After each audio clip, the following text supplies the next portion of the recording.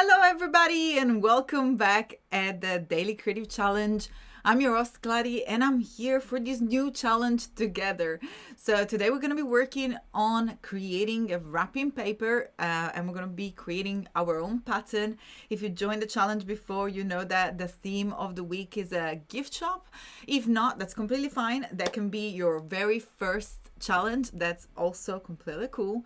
But first of all, for those of you who are watching from YouTube, make sure to head on behance.net/live, that b.net/live, in order to write in the chat. And talking about the chat, I want to say hi to everybody who is here in the chat. What's up, RB? I can see you here.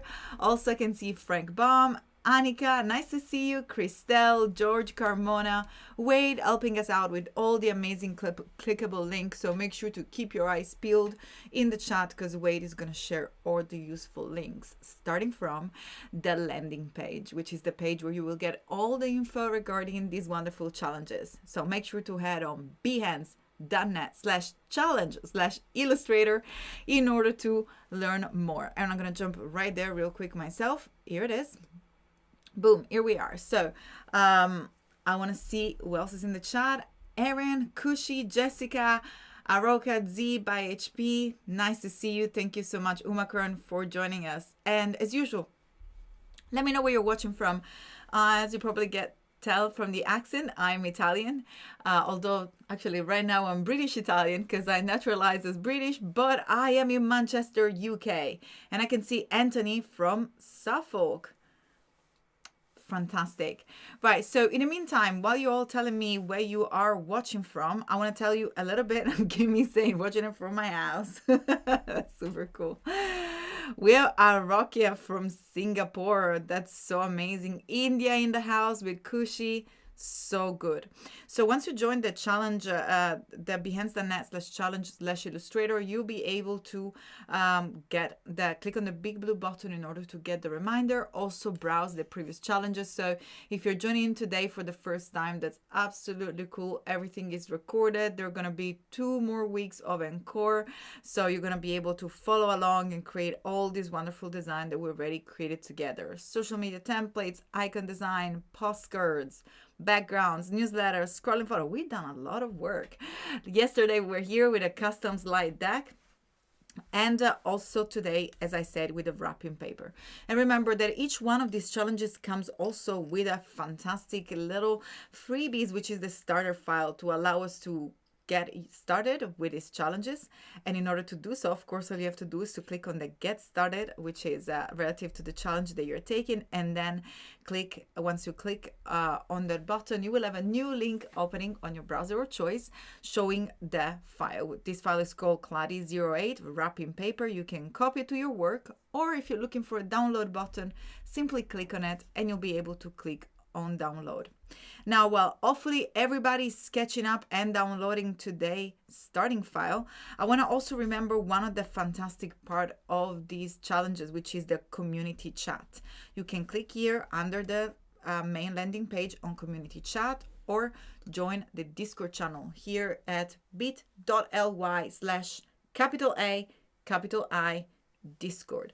And from here, you'll be able to join the wonderful Discord community. Let me bring it back into my desktop so we can have a look at all the challenges. Yesterday, we created some lovely scrollable deck, and we can see, oh, look at this background, Sam. That looks so fun.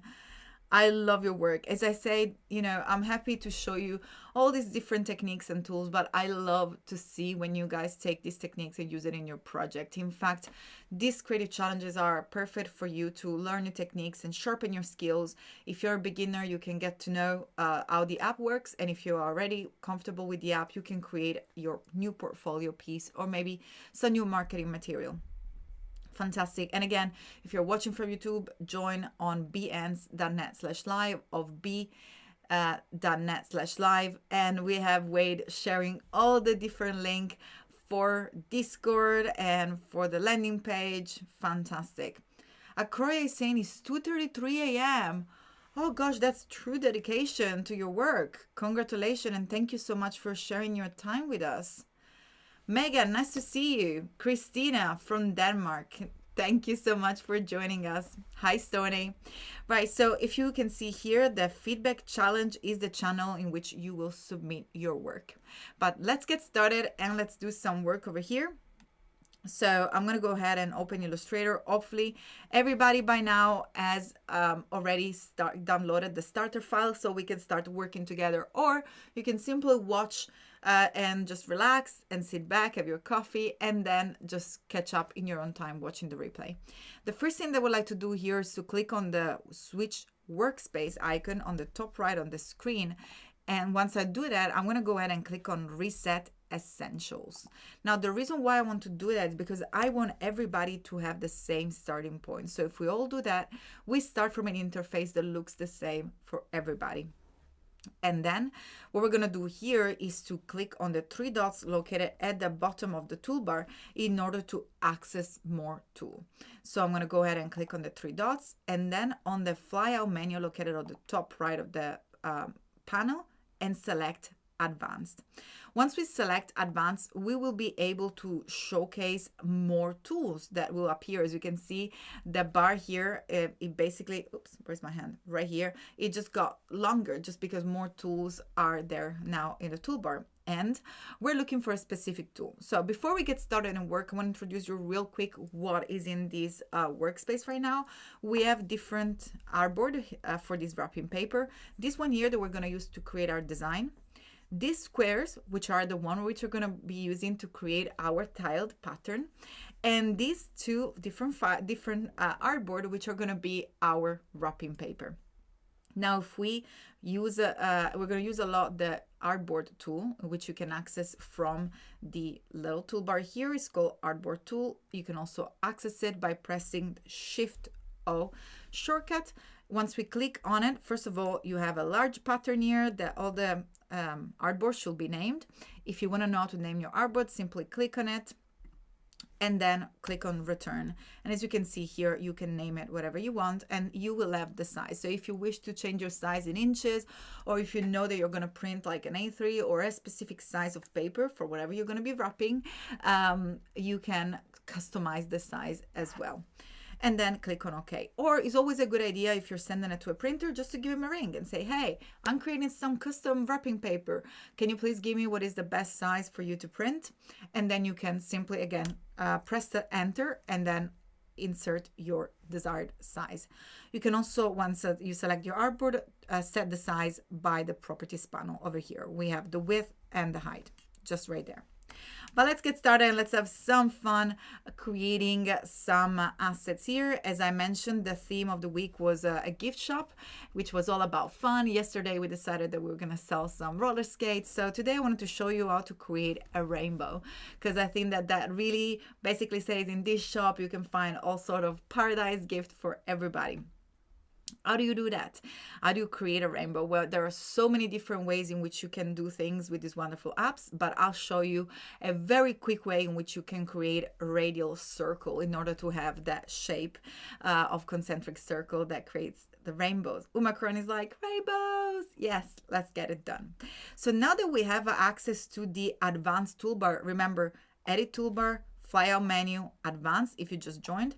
Otherwise, you will not be able to see this tool. We're going to see the line segment tool appearing here inside the toolbar. Click and hold on it. And yeah, by the way, if you love the rainbow, I love that, Umacron, just put a rainbow in the chat. I love to see that. Share some love with the rainbows in the chat.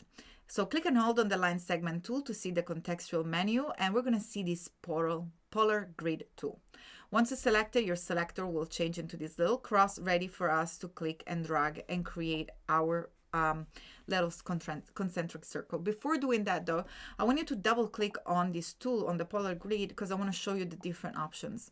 It usually comes as a standard with dividers, and I'm just going to give it a random number of 3 to show you what the dividers are. So the dividers will split the circle in different areas, and of course we do not want that for our rainbow. But if you do need that, you will of course be able to access it, maybe if you're creating a graph or if you have any specific data that you want to showcase, that's the perfect way to do that. What we can do actually is to have just one divider, and then you can have concentric dividers, which will be the number of concentric circle. I'm going to zoom in so you can really see these polar grid options here. So those are the number basically of circles, and those are the number of dividers, and the skew we can also edit for those. I'm going to go ahead and click on OK, and look what happens here. If I have just one divider, it will just give me one little quarter, so it doesn't set the entire diameter. Again, we can change that as many times as you want. In this case, I'm going to bring it back to 0 and click on OK, and then click and drag. Now remember, as every time that we draw an ellipse and we want to create a circle, we can hold the Shift key right away to make sure that we transform our shape into a proportional shape. So now it's a perfect circle, and then simply let go when you're happy with the size of your circle. Then I'm going to go ahead at the polar and click on the polar grid tool to head back to the line segment tool, and make sure that I intersect the center here and click and drag in order to create a straight line. Again, hold Shift to help you. Look at what happened. As soon as I hold Shift, boom, the line becomes straight. Press the letter V to activate the selection tool, and now you can click and drag over our shape in order to select them both. Now make sure not to select the title. If that happens, again, hold the Shift key and click on them to deselect them. So when you hold the Shift key, you have different options. If you're drawing a shape, you will constrain proportions, so you resize proportionally. And if you are selecting, if you hold Shift and the element does not belong to a selection, you can add it. Well, if you want to remove it, you can simply hold Shift and again click again, it will be removed. So here we go. Shift key is very, very useful. Now that we have our segment and our polar grid selected, all we need is to go to our wonderful shape builder tool. And I'm going to zoom it in so you can see the way that it looks like. The shape builder tool is a fantastic tool in Illustrator that allows us to create or erase shapes. In this case, I'm going to go ahead and click inside those little semicircle here, because those are the one that I want to keep. So I'm creating individual shapes, and you will see them highlighted. So once you highlight them, you can click on them. And then I'm going to zoom in so you can see how the selector changes here. Now is a plus, which is telling me that I'm adding and creating a new shape. But if I hold the Alt key on Windows, that will be the Option key on a Mac, you will see that the plus will turn into the minus. That means that we are entered the eraser mode of the shape builder tool. And now we can start clicking, or you can also drag in order to delete any shape that you do not want. And here we go. We already created our lovely rainbow. Now, if you want to create and make it like a little bit more of a spark here, we can add a little bit more of a twist. I had a lot of questions many times from people telling me, hey, Claudia, I really want to like drag down one of the side of the rainbow. So if you do now, press the direct selection tool and click and drag one of these points, all you'd have to see here is that make sure that you drag the point that is at the very bottom. If you do not have one, if you just have one single point, you can always press the letter P on your keyboard, and you see the pen tool will come up, and you can click and add a point anywhere, which you can then use and select with the direct selection tool. But again, in this case, I'm going to just go ahead and select the bottom points here. And if you want to, all you have to do is to drag down in order to modify your rainbow a little bit and have a little bit of a fun. Maybe you can create whatever shape you want. I'm just going to go very fast here because I want to make sure that we get all our work done. You can, of course, keep your rainbow symmetric if that's what you want. I'm going to show you why I'm creating a little bit of a different look. And remember, those purple guides are our fantastic guides that help us to make sure that the lines are straight. If you do not see them, all you have to do is to go under window and you'll see them smart guides are selected. You can also activate and deactivate it with Command U or Control U, just like so. Right, so I'm just going to go ahead real quick and bring down all these little side of the rainbow. And again, I'm just going to do it on one side. I'm a big fan of a asymmetric look, but that's absolutely up to you. I'm going to go ahead and follow my smart guides until they appear telling me that I'm creating a straight line. And again, you can always zoom in and perhaps hold Shift and select both points, and also use the arrow key on your keyboard to make sure that you are just bringing down all these lovely shapes. And now that you selected your shape, you can go ahead and click on each one of them, and from the appearance panel, or also here from the swatches control, we can give it a fill color. Now, I believe that the rainbow goes something like purple. Feel free to correct me in the chat if I do it wrong. Sometimes I do get it wrong, but you can choose whatever color you want. So I believe it goes like purple, blue, green. I'm probably missing a color here, I think.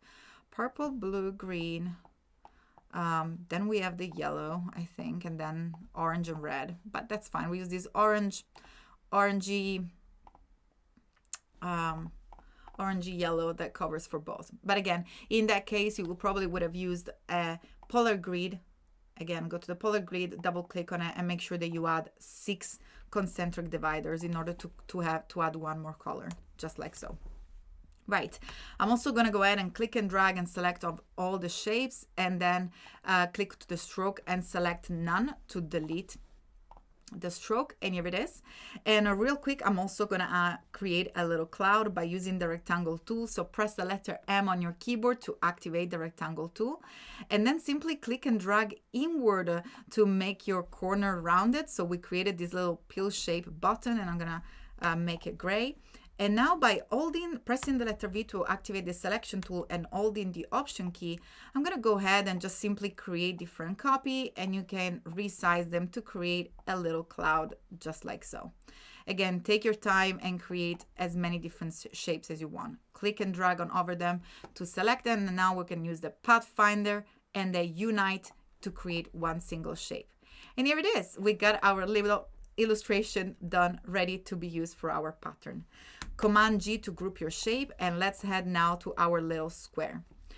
Remember, when you resize, click and drag from one of the corner of your bounding box, but we want to always hold the shift key in order to make sure that we resize proportionally. And I'm going to go ahead and position my rainbow anywhere we want inside our swatches, just like so. Maybe I want to put it up there and make it a little bit bigger. Now, how do we make sure that all the corner that I'm hanging on the top and on the side will be symmetrically repeated for our wrapping paper to look consistent? Right, so all we have to do, first of all, is to make sure that we are aware of the size of the artboard. So click on the artboard tool, and let's go ahead and see. This is 100 millimeter, perfect. It's here under the properties panel. So now all I have to do, once I select the grouped element, right click on it, select transform and move, or use the shortcut Shift Control M or Shift Command M, and then set the horizontal move, which will take care of the horizontal side, to 100 millimeter, and make sure to set the vertical side to 0. So we want to head one at a time. Preview to make sure that we are actually moving it of 100 pixel, and again, vertical set to 0. Don't know what happened there. And then click on copy. Don't click on OK, because otherwise it's going to basically just move the original one. And as you can see, those are the moment are touching. You can keep it like that if you want to. If not, you can just make the first one smaller and repeat. I actually kind of like it that they're overlapping. So go ahead and click again and right click right now, transform, move. And in this case, we're going to move 0 horizontally and 100 vertically. And by doing so, as you can see with the preview, we're going to bring it down to the bottom and click on OK. Sorry, and click on copy. I just made the mistake that I told you not to do. So move 0 horizontal, 100 vertical, because we know that that's the size of the bounding box. And remember, click on copy to create a copy. Wonderful. So now how do we transform these into a pattern? All we have to do is to click on the rectangle tool and click once on the top corner of our rectangle, and we know that the artboard is 100 by 100 millimeters. Click on OK to create a new artboard, and then use the shortcut Command Shift left bracket to bring it to the back. And let's see why it's not going to the back. It's probably into different layers. Let's see. Oh, it's giving me an error not going to the back. Let's find another way of making sure that it's in the back. We can go into our drawing modes and select Set Draw Behind. And with this way, we'll definitely be able to draw our shape behind. So again, I don't know why it was not bringing it behind, but again, if you want to make sure that you draw something behind, you can go ahead into your drawing modes and then select where do you want to draw. Now, of course, it looks great because that was the last swatch that we used. We want to make sure if you do not want a background that we set the fill to none. So in this case, it will be transparent. And then if you want to, you can also create another little circle or another shape, whatever you want, just to fill the space that is there and it looks a little bit blank. Maybe we need it, maybe not. Let's have a look. Now that we're done creating our pattern, all we have to do is to add to the window menu, that's where the panel lives, and then select our swatches panel. Here it is. Once we have our swatches panel selected, click and drag the artwork, but remember there is that bounding box sitting behind that is kind of telling Illustrator, hey, this is the size of our tile, and then click and drag everything inside our panel there, inside the swatches panel, and you'll see a new little swatches appearing there. Now all you have to do is to press the letter M to activate the rectangle tool, and you can click and drag over the artboard that we were using for our wrapping paper that we're going to be sending to print. And once we select the fill, we can go ahead and click onto our rainbow, and you'll see that the rainbow pattern swatches is there.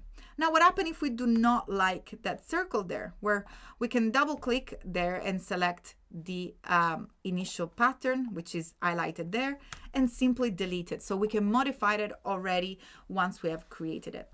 And what happens if we do want to have a color behind it? So you can decide to add right away a color. So for example, another rectangle. Again, we can select our draw behind mode and then draw another rectangle behind and fill it of whatever color. But what happens if we want to create that inside our pattern itself? So select the little bounding box there that we use as a bounding box. Make sure that we press Command C to copy it. Now we give it a fill or whatever color we want. I kind of liked it with that contrast in black. And then make sure to always create a new one, which will be at the very end and at the very bottom, and it will have to be transparent. We always need to have this rectangle here. You can always check the layers panel and making sure that this rectangle is here sitting at the very back. And we can click and drag, and again, everything inside the swatches. And as you can see, that will create a pattern which you can create and resize of any size that you want. Now, as you can see, once I click and drag, the pattern gets resized. If you want to fill more area with the pattern, make sure to add under Window, Transform, and you can untick Scale, Strokes, and Effect. And by doing so, let's see, Transform Object Only. So here from the flyout menu, we have Transform Object Only. In this case, we're transforming the pattern and the object. So make sure to tick Transform Object Only, and once you transform the object, the pattern will stay there. So if you want to make the pattern larger, you want them both to be selected, otherwise just the object, so you can resize it as much as you want. Now, in order to export it real quick, of course you can replicate that of any size as you want. You can make a smaller one, a smaller tile. I leave it that to you to create more examples, but what you want to do here also is to learn how to export it for print. So what we have to do is to head to File and Export as, and in this case we'll be able just to export it usually as a PNG or a JPEG. It will work absolutely fine. Again, ask your printer, but you can export the file as a PNG, and in this case just save it as a wrapping paper. Now if you are exporting, also make sure to select the actual artboard that you're exporting. So I'm going to go ahead and export as, and make sure to use artboard. And in this case, I believe that the artboard was number 3. Let's go ahead and check this out. So the artboard number, we can see it on the artboard. So this is artboard 1. You'll see the little number here at the top. So File, Export as, and I'm going to place it into my desktop. So hopefully we're going to find it easily. Use artboard, and we use artboard number 1. And you see here already from the preview that is already selecting the correct artboard over there. And we can use a resolution of 300 ppi if you're exporting for your printer, or 150 if you're actually exporting for our Behance and our Discord. And in fact, once you export it, make sure to head on your Discord, click on the plus icon, upload your file, head to whatever is that you have exported your file. Let's see if we can quickly find it here. Here it is. And click on open. And simply upload it. So make sure to upload it on your Behance, make sure to upload it on our Discord, ready to have feedback. And again, I will see you tomorrow. Thank you so much for joining the challenge. Don't forget to stay tuned. There is so much fun, more fun here coming at Adobe Live. I hope you enjoyed this stream, and I'll catch you tomorrow for more Illustrator Creative Challenge. Thank you so much, everybody. I'll see you soon. Bye.